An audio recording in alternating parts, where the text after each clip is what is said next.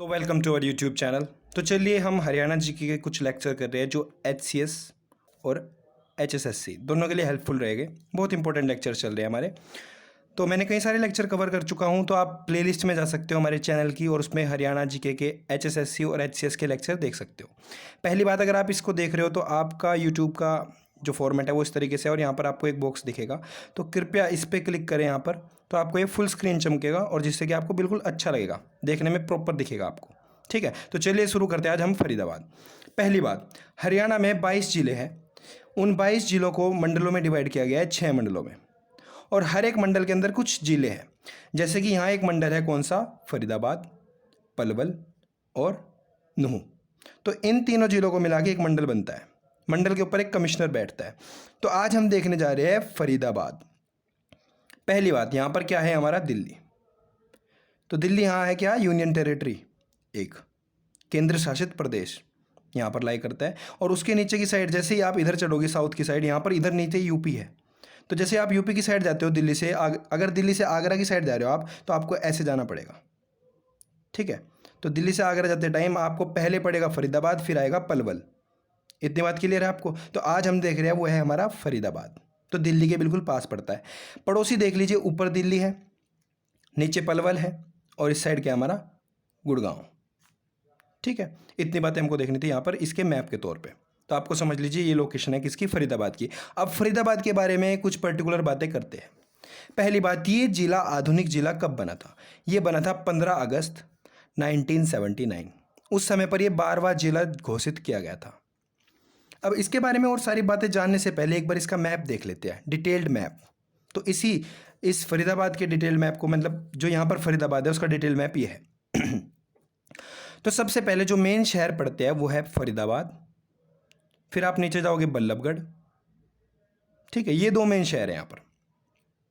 एक बात ध्यान दीजिए, आप दिल्ली से जैसे ही आगरा की तरफ चलते हो, मैंने कहा एक नेशनल हाईवे पकड़ना पड़ेगा आपको। तो नेशनल हाईवे का नंबर क्या है? NH2। तो अगर पूछ ले फरीदाबाद किस नेशनल हाईवे पे है, तो NH2 पे फरीदाबाद लाई करता है। ऐसे बल्लभगढ़ भी NH2 पर है। तो इतनी बातें आपने देख ली। फिर कुछ गांव है जैसे सिही गांव, तिगांव, इनके बारे में हम अभी बात करेंगे। ठीक है, तो अब पहले देखते हैं, ये कुछ इंपॉर्टेंट पॉइंट्स हैं, इनको पहले से समझिए, मैप से समझिए कि अगर पूछे हरियाणा का सबसे बड़ा जिला क्षेत्रफल के हिसाब से, तो आप आंसर दोगे सिरसा। क्षेत्रफल के हिसाब से सबसे बड़ा जिला कौन सा है? सिरसा। और क्षेत्रफल के हिसाब से सबसे छोटा जिला कौन सा है हमारा? फरीदाबाद। यानी अगर एरिया के हिसाब से देखें तो सबसे बड़ा सिरसा है और सबसे छोटा क्या है हमारा? फरीदाबाद। अब देखिए, फरीदाबाद खुद में क्या है? एक जिला है और एक शहर भी है। तो जिला तो ये सबसे छोटा है, लेकिन हरियाणा के अंदर शहर सबसे बड़ा है।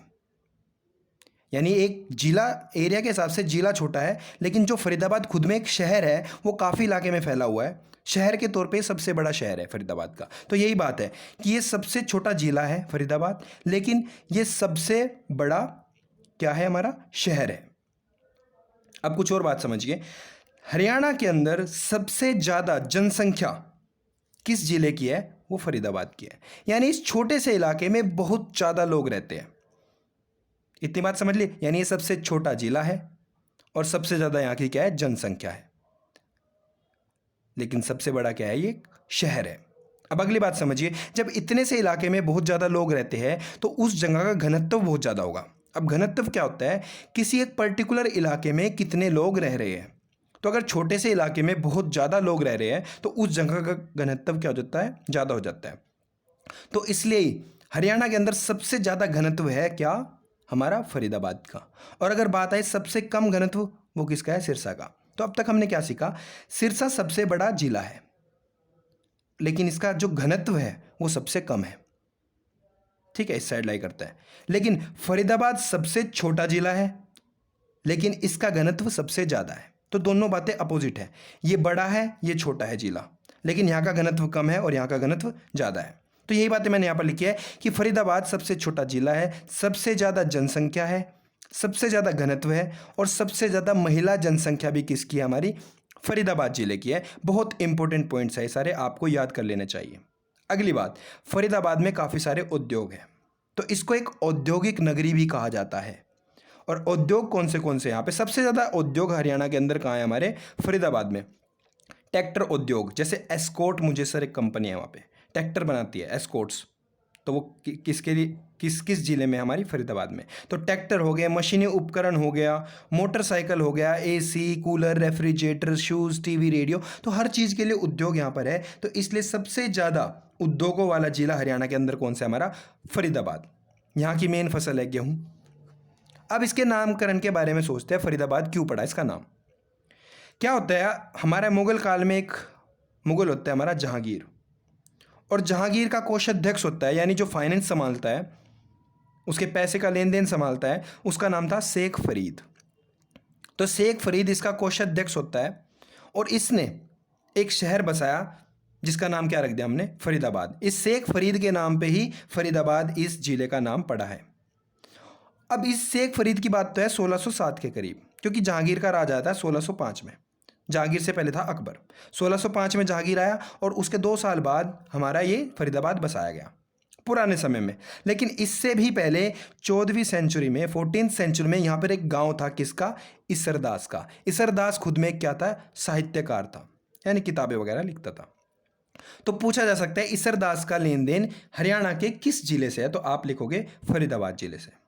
अब अगली बात, फरीदाबाद नाम का जिला क्यों बसाया गया था? पहली बात समझिए, जब 1947 में देश आज़ाद हुआ, देश का बंटवारा हुआ, तो कुछ विस्थापित लोग थे, यानी कुछ पाकिस्तान से भारत में आ रहे थे और कुछ भारत से पाकिस्तान में जा रहे थे। तो उन विस्थापित लोगों के लिए, जिनका कोई ठिकाना नहीं था, उनके लिए कुछ शहर बसाए गए। तो हरियाणा के अंदर कौन सा शहर बसाया गया? हमारा फरीदाबाद शहर। तो अगर पूछा जाए कि कौन सा शहर हरियाणा में विस्थापितों के लिए बसाया गया है, तो एक तो फरीदाबाद है, और जो दूसरा है उसका नाम मैं आपसे पूछता हूँ कि वो किस जिले में है। ठीक है, ये आपको आंसर करना है कमेंट सेक्शन में कि दूसरा जो जिला था विस्थापितों के लिए वो कौन सा बसाया गया था। तो इतनी बातें हमने कर ली। अब आते हैं कुछ यूनिवर्सिटीज़ के ऊपर। एक बात और है, ये विस्थापितों के लिए बसाया गया था, और इसको ही कहा जाता है डॉक्टर राजेंद्र प्रसाद की सपनों की नगरी। कि भारत के पहले राष्ट्रपति कौन हुए? डॉक्टर राजेंद्र प्रसाद। तो राजेंद्र प्रसाद जी ने ही इस शहर की एक किस्म से नींव रखी थी, फरीदाबाद की। तो इसलिए फरीदाबाद को ही डॉक्टर राजेंद्र प्रसाद जी की सपनों की नगरी कहा जाता है। तो ये बात आप ध्यान रखना। अगली बात, यहाँ पर कुछ यूनिवर्सिटीज़ हैं, आप इसको ऐसे याद रखना। जो भारत के संविधान के रचयिता थे वो कौन थे? Doctor B R Ambedkar ji. तो एक तो है doctor B R Ambedkar skill development university. तो बी आर अम्बेडकर जी ने लोगों का निर्माण किया है, लोगों की रचना की है एक किस्म से। तो मानव की रचना किसने करी है? बी आर अम्बेडकर जी ने। तो ऐसे मानव रचना इंटरनेशनल यूनिवर्सिटी कहाँ है? हमारी फरीदाबाद में है, जो कि 2008 में बनी। और जो लास्ट है, 2 तो यूनिवर्सिटी हो गई, doctor B R Ambedkar ji ने मानव की रचना की, और लास्ट है वो कौन सी है? YMC university.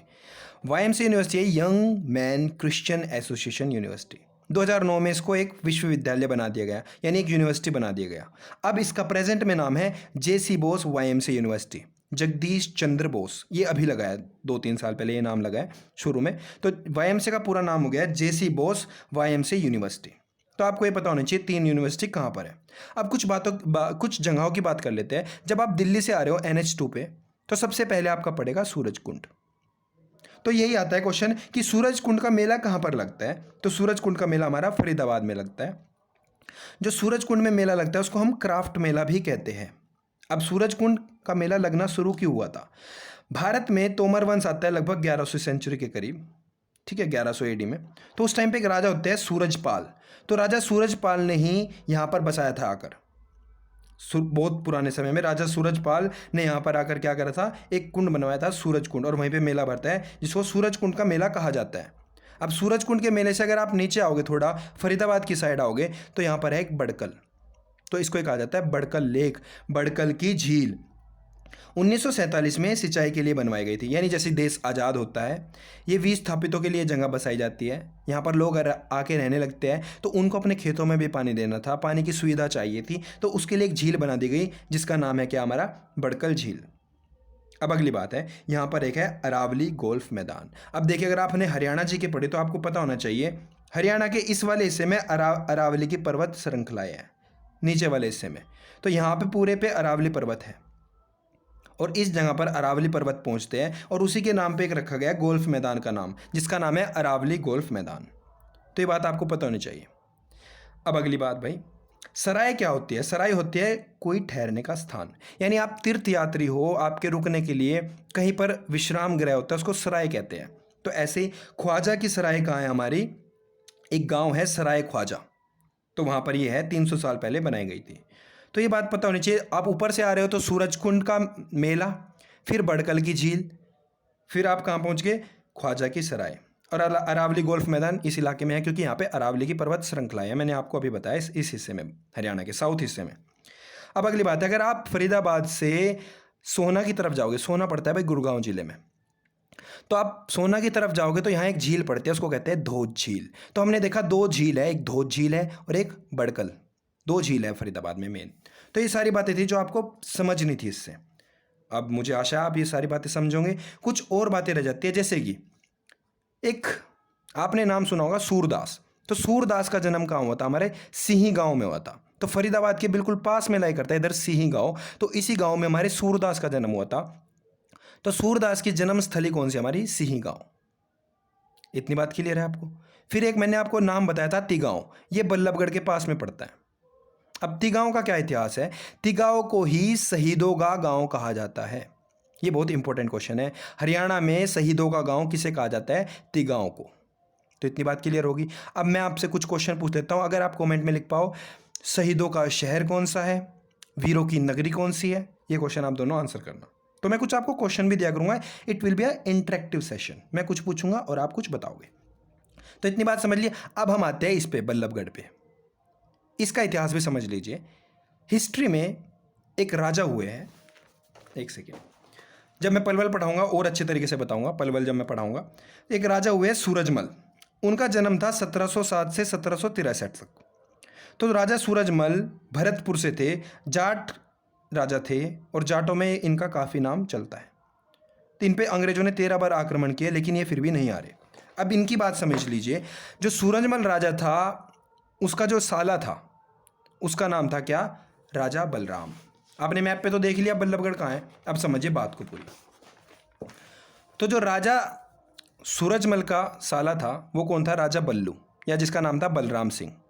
तो बलराम सिंह ने एक महल बनाना शुरू किया, एक हवेली टाइप। ये राजा सूरजमल का साला था। लगभग 1714 के करीब इसने महल बनाना शुरू किया, ठीक है, इस पीरियड में। और महल बनता है लगभग जाके 1857 तक। लेकिन उस समय पर 1857 में इसका नाम राजा बल्लू के ऊपर नहीं रखा जाता, अपितु इसका नाम रखा जाता है राजा नाहर सिंह की हवेली। तो अगर क्वेश्चन आए राजा नाहर सिंह की हवेली की शुरुआत किसने करवाई, तो राजा बल्लू ने। और कहाँ पर स्थित है राजा नाहर सिंह की हवेली? बल्लभगढ़ से। अब राजा नाहर सिंह भी अपने आप में एक बहुत फेमस पर्सनैलिटी है। 1857 में अंग्रेजों के खिलाफ कुछ क्रांति हुई थी, ठीक है, जो मेरठ से शुरू हुई थी भारत में, और हरियाणा में अंबाला से शुरू हुई थी। तो ऐसे ही बल्लभगढ़ में भी अंग्रेजों के खिलाफ खड़े हो गए थे कौन? राजा नाहर सिंह। फिर राजा नाहर सिंह को अंग्रेजों ने कैद करा और उनको दिल्ली में फांसी दी गई। तो राजा नाहर सिंह का जो ताल्लुक है वो बल्लभगढ़ से है। भले इस महल की, इस हवेली की शुरुआत राजा बल्लू ने करवाई थी बनवाने के लिए, लेकिन जब 1857 तक ये बन के तैयार होती है तो इसका नाम रख दिया जाता है राजा नाहर सिंह की हवेली। तो यहीं पे लगता है कार्तिक कल्चर फेस्टिवल। ये 1996 से एक मेला लगता है। अब कुछ चीज़ों के लिए जिसके लिए फरीदाबाद फेमस है, हरियाणा में, या कह लो सबसे ज़्यादा मेहंदी कहाँ पर उगती है, जो महिलाओं को सबसे ज़्यादा पसंद होती है, वो सबसे ज़्यादा कहाँ उगती है? हमारी फरीदाबाद में। इसी तरीके से एक फूल होता है जो सबसे इंपॉर्टेंट फूल है, गैलोडियस। तो गैलोडियस का जो फूल है वो सबसे ज़्यादा कहाँ मिलता है? हमारा फरीदाबाद में। और रजनीगंधा भी सबसे ज़्यादा फरीदाबाद में मिलती है।